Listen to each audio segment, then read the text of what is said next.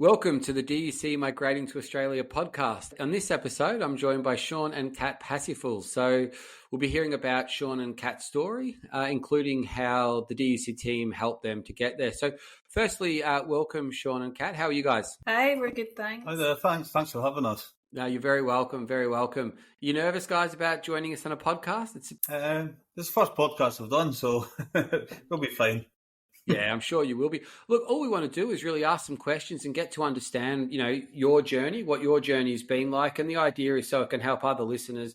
We're thinking about making the move, maybe doing a skills assessment, Kat, maybe as a nurse, to getting settled in Australia. So I guess the first question is, who migrated with you? We came as a family. So we came with our two children who are 5 and 2. And obviously myself and Sean came.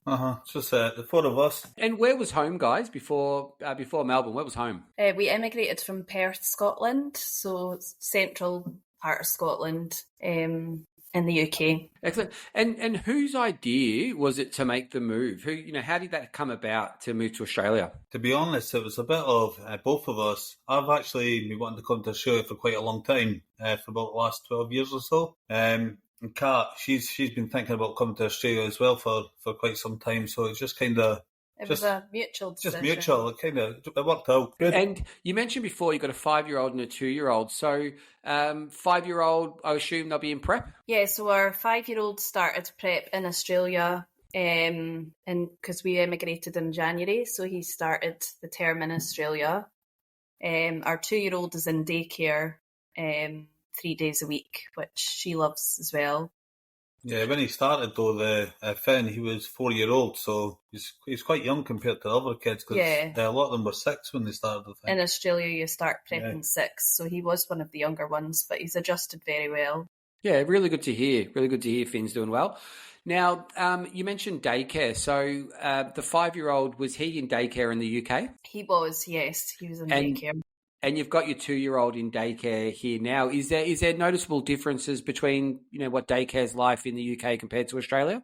We've noticed a big difference. They are outside a lot more. A lot of the kinders and daycares here focus on kind of being outside, and you even get beach kinders and it's just a lot better feel to them, isn't it? Yeah, they do. They focus a lot on kind of growing their own vegetables, doing activities all the time.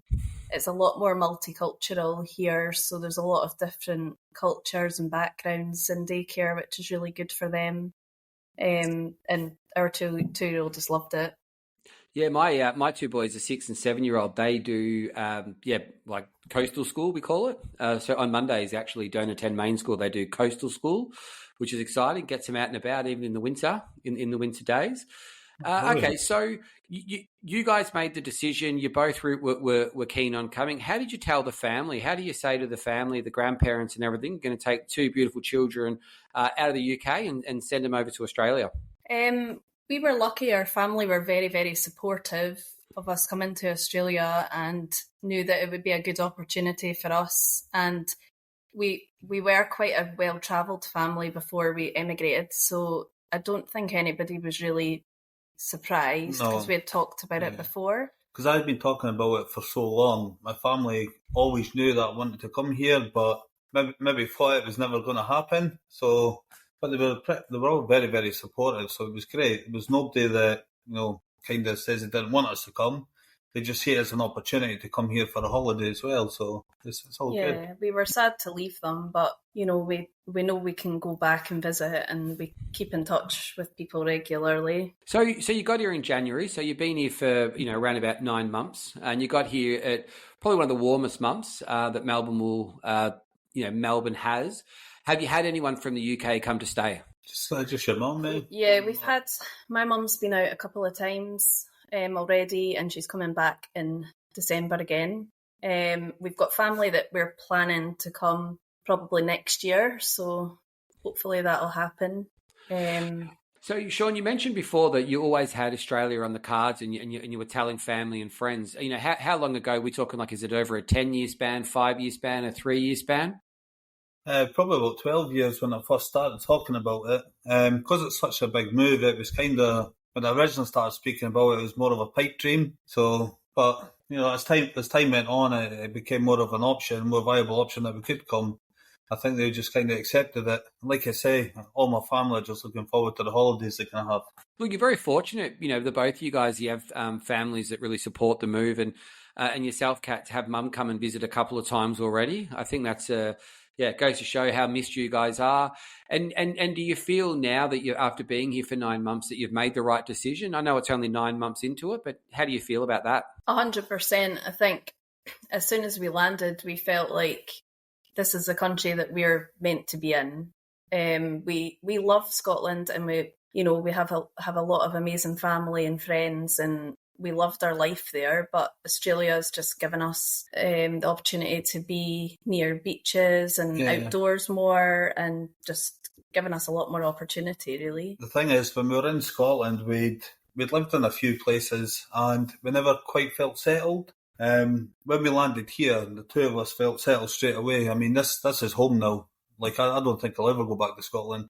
Maybe to visit, but I'll never live in Scotland again, I don't think. So you guys, you made the move and everything. I think it's important for listeners to know. So, Kat, you're a nurse? Yeah. Yeah, and what sort of nursing do you do? I actually am a paediatric nurse, so I'm a children's nurse. And I, for the last kind of 10 years, I've worked in a neonatal unit, so with babies in hospital. And Sean, you're more of the gas engineering side of plumbing, is that correct? It is, yeah. Uh-huh. So we've got a plumber and a nurse looking to head to Australia. So you have an initial conversation. Did you tell the family that you were going to go before you reached out to the Down Under Centre? We had told family we were thinking about doing it, but we know that it can be a bit of a process to do it, to go through the visa and things. So some family we didn't tell till we were kind of a bit further through the process. Yep. When did we go to the... We went to the Down Under Centre Expo, which was in 2018. So we kind of had looked into it before we did anything about it. So 18 or 19. Found out our options. Yeah, the one in Glasgow. Yep, I remember those ones, mate. I used to go from where we were staying in the pub to the actual, where we were staying in the pub, where we did the expo to go get a beer at the end of it, and my eyes started dripping, how cold it was. Couldn't believe it. I couldn't understand why my face went all bright pink and I had tears coming out my eyes. It would have been probably a February seminar, one of the coldest months, to be down in the UK. Uh-huh. So very different weather, guys. Okay, so look, you went to the expo and all that, and then you had a chat with either myself or Jenny. I assume would have been at the time. Is that correct? Yeah, I think that was the first time I met you. Actually, it was you and Jenny. So, yeah, they're a great way to meet people, I think, at the expos, and obviously lots of things are done a bit more online now as each sort of week, month, year passes. I think everyone's a bit of an expert online, but to meet people face to face, we always feel it's a great opportunity for us. For the Down Under Centre team to really explain to people what the process is. And to be honest, guys, from a Down Under Centre point of view, you can really see the people that are excited and keen to have those dreams of 12 years, Sean, if you sort of suggesting to people that you want to go to giving you the news that you actually are eligible, and then giving you the news of what the costs are. So firstly, how did you react to the cost of migration? I think we were prepared that it would cost us money to come to Australia, and we, had factored that into our decision. And we were happy to use an agent because we knew that it was quite a complicated process to get a visa, and, if you do it wrongly, it could be even more expensive. I think we've both got to the point where the price wasn't, money wasn't an option for it. We just knew we wanted to come, so whatever it was going to cost, we were willing to pay that. And choosing a migration company to work with, did you do much research into the Down Under Centre? Was it just because we were there at the show and you liked our handsome good looks that brought you on, or what was it? Yeah, I think the fact we had been to the expo and met people from the Down Under Centre, it helped because you could like you say, it was more kind of personalised, and the advice we got helped us decide which visa to apply for or consider and what our options were, which was good. I think, before we kind of made the choice of contacting yourself on that, we just knew we wanted to get to Australia, but we were going in it blind. We didn't really know the full process of it. We just knew there was going to be money involved. So, but we were quite happy, obviously, speaking to you guys face to face, and then seeing online and that as well, having a little read up on what was offered. Yeah, perfect. So, Kat, you were the main applicant. So you did your skills assessment as a nurse, and let's just run through, just for the listeners, how that skills assessment took place. What were you asked to do, and how that worked?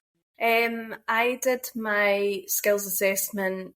I did my English test, which was in January of last year, which was part of the skills assessment, and then I proceeded on to kind of the requirements for nursing, which are sending a lot of references and paperwork to kind of prove your work in the UK and your certifications from the UK over to Australia to make sure that you can be recognised and registered over here. I then registered with the kind of governing body of Australia once I got my skills assessment. And obviously I lodged my visa once I had my skills assessment as well. So mine was very quick, really. It was from January to my English test right through to October when we got granted. It was all reasonably quick. You were very good. Was it Breach that did my skills assessment? Yeah, as well. She's very helpful. Yeah, Breach is a great migration agent. So just going back to the skills assessment, so from the moment, so we send you out a checklist, you start gathering it all. We lodged, I believe Doug would have lodged the skills assessment for you, is that correct? Yeah. Yep, Scottish Doug, down your way. Now, so it's not too far, too long ago, but from the time when you lodged the skills assessment to getting a positive skills assessment, how long was that roughly? I got the positive skills assessment in June. So, like I say, it took from January to June, really, to get all that together. So it wasn't very long. Yep. And then, so you get the positive skills assessment. You did the English test. Kat, do you mind sharing us what English score you got? I got 90. I got what, in everything? Yep. Oh, my God. You should have seen her face. She was so excited, so happy. Good on you. She was jumping about the living room. I thought she was going to cry. and you would have to do the academic one as well, wouldn't you? Yeah, I did, yeah. Yeah, well done. Were you when you went into like what's the experience about doing the English test? Can you walk us through? Your way. Did you prepare for the English exam? I did. Yeah, I did study for it. I don't think my advice is to definitely study for it because it is a kind of a unique test, even if your language is English. So I think even having the knowledge of how to carry it out and how to answer the questions is really helpful. But my experience was very good. I went to do it in the Glasgow Centre. Everybody was really helpful and lovely. I didn't expect to get 90 points. I honestly didn't know how I would do, but I did obviously very well, so that was good. So yeah, studying is definitely worthwhile beforehand. So Kat, you walk in to the test centre. What happened? You did the PTE exam because you mentioned you got 90s and everything. So you walk in there. What happens? Is it full of lots of people? Is there 5 people there, 20 people there? How does it work? When I was there was probably about 10 other people doing it. Obviously, it's all kind of nationalities that do it. At the PT centre that I did it in, it was Australia and New Zealand people were doing it for. But you're given your own computer to do it on and your own set of headphones, a microphone. You have to do some kind of security kind of questions beforehand so that they know that you're not cheating the test and it's all, that it's all you that's doing it and not any problems with it. But I found it was quite nerve-wracking doing it, but an okay process. And Kat, you were assessed against reading, writing, speaking, and listening. So how did the reading part go? The reading was probably, I would say, I found that the easiest, but I suppose it's different for everybody. The speaking part I found the most difficult, probably, because you're timed for each question, so you have to just make sure that you're within the time and you're obviously speaking clearly into a microphone. And sorry, Kat, just going back a step. So with the reading, how does that assessment happen? You mentioned that they put you in front of a computer.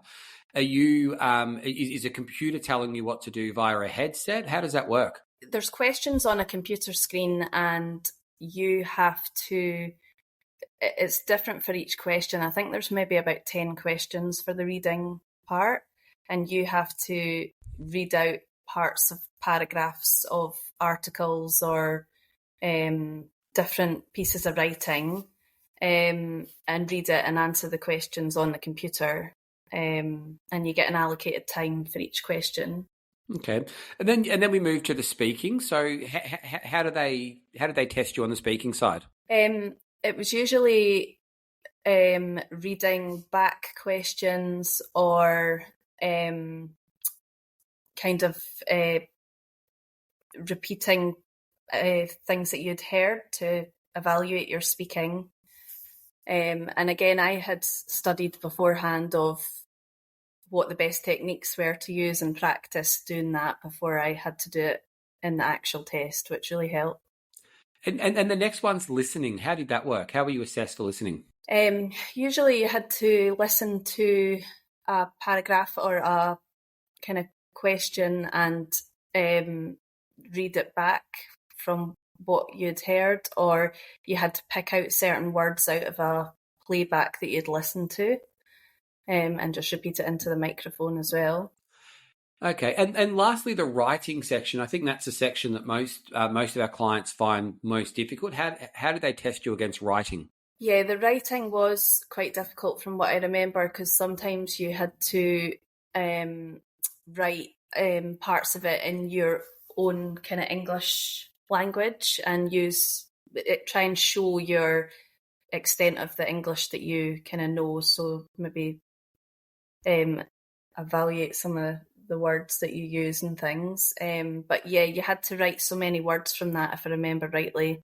So you might have to write 150 words for each question, or it was more like an exam part, I felt, that bit. And from start to finish, so, like, was the whole exam an hour, 2 hours, 3 hours, 4 hours? How long was it? I think it was about an hour and a half, but I can't quite remember off the top of my head. I'm sure it was an hour and a half to 2 hours, I'm sure. And for people listening, a score of, so just to be clear, you got 90 in each section. Yeah. So guys, 90 in each section is the highest score you can get. Just to be clear with that. So you did an amazing job, Kat. I know quite a few people get 90s, but it is rare as well. I guess we migrate so many people over there, and you'll see on the DUC club that when someone does get 90s, so many people are just amazed by it, because it is a challenging exam, and not understanding what you need to do before you get in there and everything. So I appreciate you running through that part. So look, you get your so you do your English test, you get your skills assessment back, and the next bit's to put in an expression of interest. So what visa did you actually apply for? So we applied for the 190 permanent residency visa. Just because we were coming over with our family, we wanted to try and get a permanent residency visa, ideally. So you submitted a state nomination, an expression of interest, and from when you submitted it, how long was it until you got the invitation? It was only about a month. I don't even think it was a month. It was really, really fast. Yeah, it was maybe 3 weeks. Yeah. Australia Migration, they love getting the nurses over, and that's, you'll see the difference in the processing times with immigration for that, even with the states and everything as well. So you waited about a month from them. So you pay all your government fees and everything now. And then from that point to getting the visa granted, what happened? How long was that? It was about 3 months, was it? July to October. We got our, So 3 months. 3 months it would have been, yeah. October we got it granted, so it was fairly quick as well. So you guys get your visa granted in October. You sat down and started. You met us in January, February time, and then you got it granted a bit later on in the year, which is really quick actually for skills assessment, EOI. That's especially the times we've got now. The back end of 2023. That is a really quick processing time. And then you arrived in January. So what happened in those months from getting the visa grant to getting to Australia? Did you guys have your own house in Australia, in the UK? Yeah, we had the house. So we put our house up for sale. Before that, didn't we? We were kind of preempting it, and we were hoping that everything would go through fast. So we actually put our house up for sale in around about, was it May time? July, I think. July. So we had the house and everything was already sold. We sold all the furniture. And we moved in with Kat's mum, so we moved in with the mother-in-law. And we were, as soon as we got the grant, we were basically ready to move. So we were really, really switched on with it. And with the kids, like you selling up the how long were you in the house for? Was Finn always in that house? The oldest child? No, we'd been in that house for about 2 years. But yeah, we had to obviously sell a lot of belongings and things, so it was quite a hard time to be living in, somebody else's house for a while. But we prepared him really well for it, and he knew that he was coming to Australia, and we talked about it so much beforehand that it really helped him to do that. It's weird because the kids sometimes we sort of forget how they are, and being 5, it's young, but they understand, don't they, that what's happening, but probably doesn't hit in. So Kat and Sean, does he miss the grandparents and everything? Does Finn talk about that? He does, yeah. We speak to family quite often on the phone, and we still kind of talk about them a lot. So he's 2 big brothers he misses more. Yeah, and Sean has 2 older boys who still live in the UK, so that was really, really difficult to leave them. But hopefully they're going to come out soon as well to come and see us. So yeah. There's so much in this. I think like migrating. There's just so much involved. And what I really want to capture through these podcasts is that journey, that individual journey that you guys took. So sorry if I'm repeating myself a little bit with it, but you are really an exceptional. The way that you got through the English test, the skills assessment, the state nomination, the EOI, to getting the visa granted, that happened really quick compared to lots of other clients. And you put the house up for sale. You moved into to your mum's house, Kat. You get the visa granted. When did you decide the month, the date that you're going to move to actually come to Melbourne? I think just after we got given the visa, we just made a joint family decision that we would have one last Christmas with everybody. But as soon as we had the Christmas, we knew we wanted to get to Australia as soon as we could. So I think that's still the reason we kept it until after December, wasn't it? It's just purely to get a last Christmas with everybody. Okay. So you booked the flights. How do you work out where you want to live? We'd actually been here a couple of times. So we knew after travelling all over Australia, we knew that it was definitely Melbourne we wanted to be. We didn't really know much about the suburbs at all, to be honest, but it was just Google and checking up areas, and then obviously using your relocation service with Jess. It helped out a hell of a lot, didn't it? All right, so let's talk about that, because you're based in Patterson Lakes, which is a really nice part of Victoria, I think. I'm not too far. I'm probably about half an hour away. And I really like this area for young children, as well. If you're outdoorsy people, you got the beach. You guys have the lake and everything in the bay as well. But we've got the back beach and the front beach and the bay near us too. So you come down. So you mentioned Jess. Jess is one of our relocation agents. So you have an initial consultation with her. And how did that go? What questions? Just run through how that consultation went. We had a consultation with Jess, and our first consultation was kind of what we were looking for an area, and what kind of area we would like to ideally live in, what our budget was for living in an area for a rental, and going through what kind of relocation package we would like to have help with, whether it was just for finding a rental or helping with furniture and helping set up here as well, which we did. I think we just basically gave. No, I always wanted a swimming pool because I was coming from Scotland, so that was one of the main things on my list. So we went the house with a swimming pool. We wanted it big enough for people to come and visit, if possible. We wanted to be close to a beach, close to the city. We actually had a really big list, so she's done a really good job because we wanted a lot for coming over. Yeah, mate, I think the list is important. I always say to migrants or clients that you've got to think why you wanted to move. You know, what's that reason for moving? You know, what's that going to give you, that little sense of fulfillment that after you've done the English test, the skills assessment, paid all the money in immigration costs, you get to Australia, you want to make sure that you tick those boxes and you're happy with it. So Jess gets this list and she runs around and starts looking at houses on your behalf. And how did she approach you to say that she found something that you liked, or she found something she feels you like? We actually kept in contact quite a lot. So we were actively searching for properties as well while we were in Scotland. Jess was searching for areas, so she was giving us, from the list that we gave her, she was giving us areas to look at that she thought that we would like.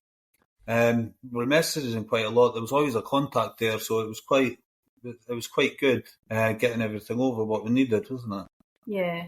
Each house, she often did a video for us so that she could show you the house while she viewed it. She obviously got to know us quite well on the calls, so she kind of got a feel for what we were like looking for, and as a family. And also obviously looked at things that were good for the children in the areas that we wanted, and looked at the areas that she felt would suit us best. And obviously where you are now, did it tick all the boxes, Sean? Partially, yeah. We were now. So when we first got here, we got a house in Cheltenham that had a swimming pool. That was a lovely house, but because it was a rental, we always knew we wanted to buy. So now that we're here, we've bought a house in Patterson Lakes and we absolutely love it. It's so good for the family, so good for our kids. We're literally 5 minutes away from lovely beaches. It kind of doesn't have a swimming pool, but we've got a hot tub in its place. But it ticks all the boxes for us. I don't think we'll move out of Patterson Lakes. God, that's incredible. So, I don't want to be too nosy, guys, but this is actually quite interesting for me as well, because it sounds like you've used pretty much all of our services, which is great, and thank you for choosing the Down Under Centre for that. But buying a house, guys, you've done a lot. You've really done a lot in 9 months. You've had a rental. Finn started school. You've got Elise in daycare, and now you're talking about buying a house. So what was it like buying a house? Was it a lot of deposit that was needed? Was it easy? Was it hard? How did you go about this? When we first started looking, in fact, as soon as we landed, we moved into rental. We started looking at a possible place to buy. We were okay because we had a property that was sold in the UK, so we had quite a substantial amount of money anyway for a deposit, which gave us a good outlook on the areas that we could afford. But yeah, buying the house itself was actually a really, really easy process. I found it a lot easier to buy a house in Australia than it is in the UK.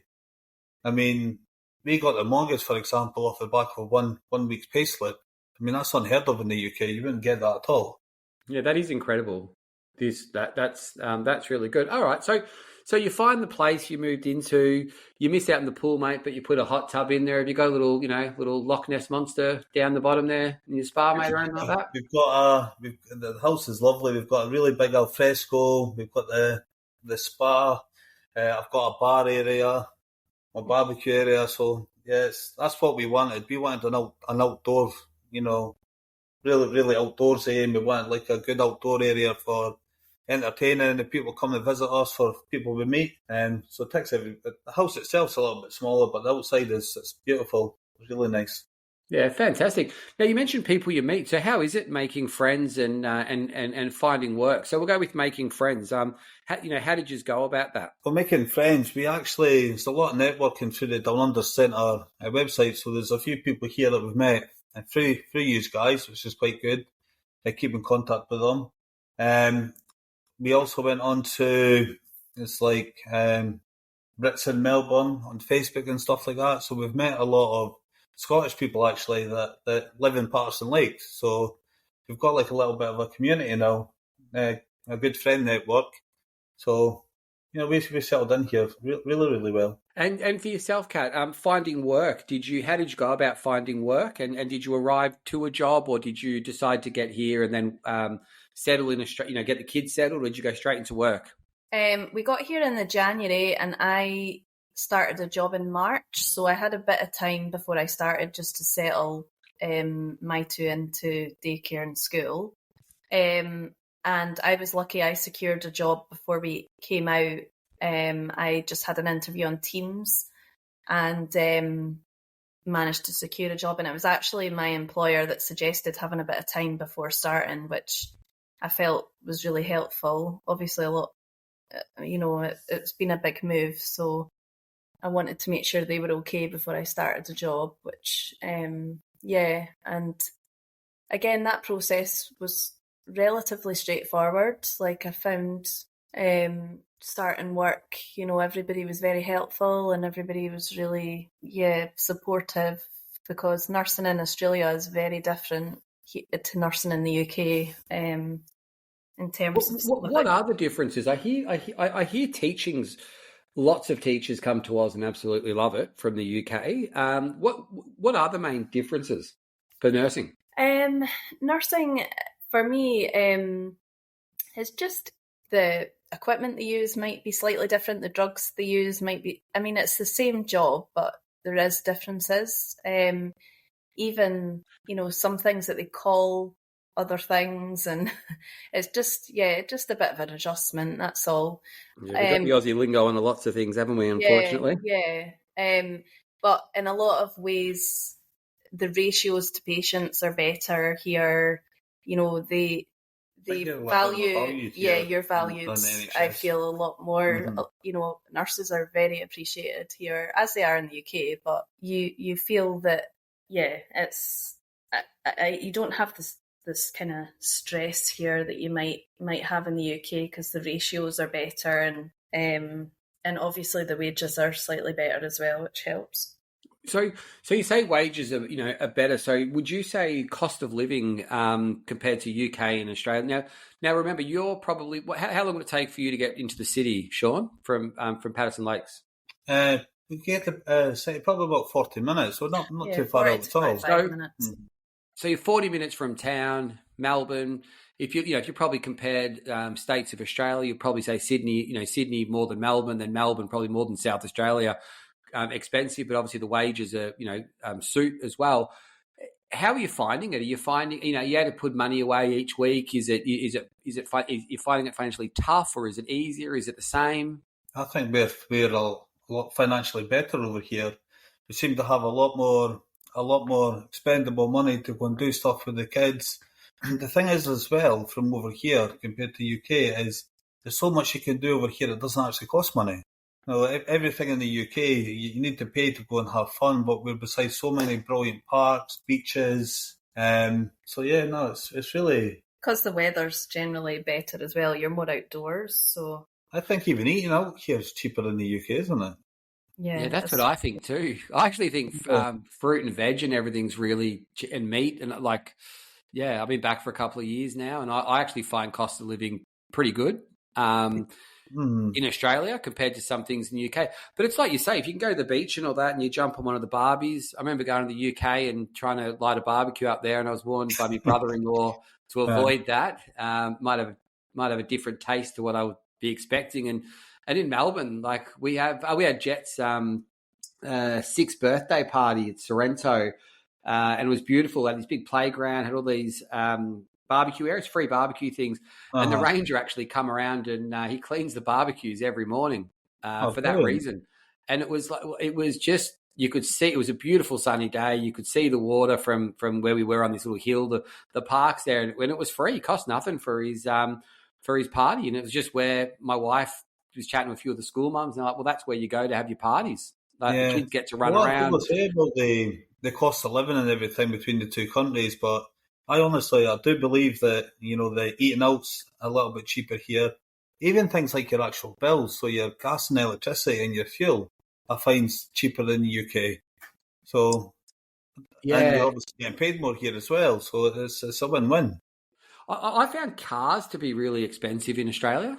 For me, I was like, oh wow, the cost of a car, like in the UK, they were real cheap. To buy a car, I mean, your second-hand cars in Australia are kind of on par with new cars. It's crazy. It's weird how it works, isn't it? It's just like the car. You're driving past car yards, you're like, that can't be worth 20-something K. No way. It's like a little rundown thing, but that's what it is. So I guess for you guys, it's that old saying, perfect practice makes perfect, and that's what you guys did. You did a bit of research. For you, Sean, 12 years of research to figure out you wanted to go. Kat was obviously on board. The family was on board. So you have had an amazing journey to get you to where you are now. Would you have done anything different at any point? To be honest with you, we were so switched on with everything that we were doing, in the sense that we getting the house and everything sold for using all the services that you guys offer. So we had the house waiting for us. We had a car waiting for us.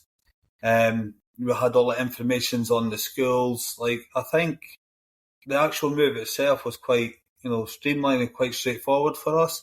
The only thing we probably would have done is maybe have moved over sooner rather than waiting so long. Yeah. Yeah, it's so hard, isn't it, to work out when that right time to move is, but you just it just works, doesn't it? And it doesn't, and to be honest, guys, it doesn't work for everybody, and that's one of the challenges.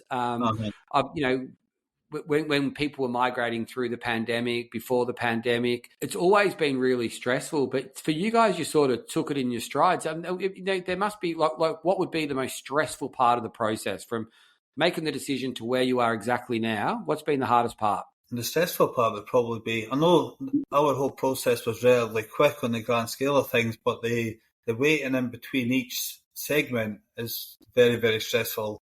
Not knowing if it's going to come through or you're going to get the grant.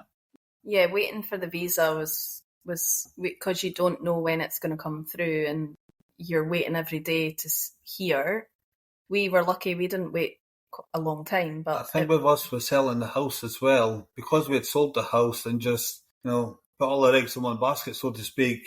It was very stressful because there was always that thing in the back that it might not work, like the visa might not come through, and that was really, really stressful. And it's a bit of a random question, I guess, but you mentioned before that you've got the spa, you've got the bar, you've got the outside area. That's where you choose to live, and that's how we do it in our house as well, and how we did it growing up. We spend more time outside than inside. Yeah. What about the food and I guess the Aussie culture? We're probably not known for our culture, but food and the way of living, you've adjusted to that? Yeah, like we've not found it too bad. Yeah. Like we still miss a long sausage roll in the morning. Yeah, we still miss haggis and a little bit of Scottish food, Scottish things. But yeah, no, we've. I find we actually eat healthier over here, to be honest. Yeah, a lot healthier. We just kind of feel that if you come to a new country, you have to embrace different things and different foods, and you have to go with it. And yeah, like you say, a lot of the fruit and veg is fresh here. It's it's a good thing. We feel like we eat a bit healthier, and yeah, we enjoy it. And Kat, you got to be honest here. Sean mastered the barbecue yet or not? I wouldn't say mastered it. No, we. I am a better cook than Kat, though. Yeah. Just getting a bit. So we're coming back into the hotter weather now, so we'll get the barbecue back out. But I've burnt a good few barbecues since I've been here. It's crazy, isn't it? I feel from sort of June time till pretty much now, the sort of start of September, it gets quite cold in Victoria, especially Melbourne and everything. Yeah. Not Scotland cold, but it is. It gets a winter. And the vibe from now with the footy finals coming up with the AFL, the NRL, and then you've got all the way through till, February, because, the kids will go back to school the end of January. So then February is a really nice warm month. But there's so much exciting things to look forward to over the next 6 months. Have you guys got anything super planned or anything, or are you just homebound enjoying the summer as you live close to the beach? You got anything planned? Just looking forward to the better weather. Last summer, we had obviously just got here, but we spent a lot of the time at the beach. We, could go out after our little boy finished school every evening and go to the beach or go to a park or just enjoy a barbecue. And yeah, we're just looking forward to doing all these things. We've not even scratched the surface of stuff we can do over here yet because we've not been here long enough. So yeah, it's more just exploring what's around about us and enjoying the weather now that it's coming back into the heat. I hear that Scotland's bringing one of their finest down to Melbourne to do a performance in a few weeks. Hi, Kevin Bridges. Kevin Bridges, mate. So you're getting a bit of we actually went and seen him. We went and seen him in Glasgow before, and it's the best comedian I've been to see. So, really going to enjoy it. We get you get really good bands coming down. It's good. Like I think that's what Melbourne's really known for. I guess bands, like when I say culture, like that street sort of culture compared to other states of Victoria. That's why I'm a little bit of a proud Melburnian in that way. When summer comes in, there's so much to do. You can pretty much just get into town and just have stacks on, which is just great. Well, we went and then obviously when you position yourself near the ocean, have you got yourself your paddleboard and all the toys and all that, mate? We bought 2 paddle boards a few months ago, and we've not actually taken them out of the boxes yet. We need to get them out. Yeah, we intend to now. The weather's getting better to get out and start using them. What about the fishing being near Patterson Lakes? Are you catching any? Do you go fishing or anything, Sean? I've not actually. It's something I want to start up. To be honest with you, I used to do fishing years ago when I was a kid, so it's something I would like to do. I'm in the prime area to do it, so I just need to try and get some hobbies on the go. But I've been so busy at the moment. Yeah, excellent. Well, I just want to thank you, Sean and Kat, as well, because I'm just throwing random questions at you, but I think it's what people want to hear is the honesty of migration. It's such a big step. So just thank you so much for joining us on this podcast. Last thing, any tips anyone who's listening, who's thinking about going, any tips you guys would like to offer? I think we did come out beforehand to have a look and see what area we liked best. And although it was obviously a lot of money to come over to Australia and it's not possible for everyone, we did find that helpful. That was really, really helpful because originally we were talking about Perth. And once we'd actually been here and we'd been to Perth and Sydney and Brisbane, we'd been about, we just knew that we were coming to Melbourne. So that, I think knowing the state that you want to go to, it does help out a lot. Yeah, because Australia is such a huge place. It's, everybody's different with what they want for moving to a different country. But on the whole, we would just say, if you want to do it, just do it, because we do not regret anything that we've done, and we're 100% happy, and we are really, really glad that we made the move. I think it's quite daunting and scary to start the process. I mean, a lot. I know people that still talk about it and they've just not made the next step. But I would just tell anybody that's thinking about it just to make that step, because they won't regret it. Yeah, it is. It's that first little step, isn't it? Once you start getting the documents, so I guess from our point of view, once we engage and we offer a consultation, we chat to the migrant, we'll then get them signed up for our agency service, where we'll give you all the information that you need, what you need to getting, practice English exam preparation, access to our private Facebook group, to the employment hub, start working with you. Once you start getting all the documents and you start communicating with other people that are in the situation, and again, that are further down the line, it's always helpful to know that you're not doing something that no one's done before. You're doing something that works in a process. We just have lots of hurdles with immigration, changing rules and TRA, and there's all different aspects of it. So, but again, guys, look, just thank you so much for taking the time. We'll no doubt check back with you guys again.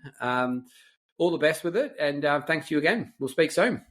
Definitely. Thank you. Thanks for having us. Thank you. No worries. I hope everyone enjoyed this little podcast. That was Sean and Kat Pasifull, moved from Scotland to Victoria, Melbourne, Patterson Lakes. Cheers, guys. Thank you.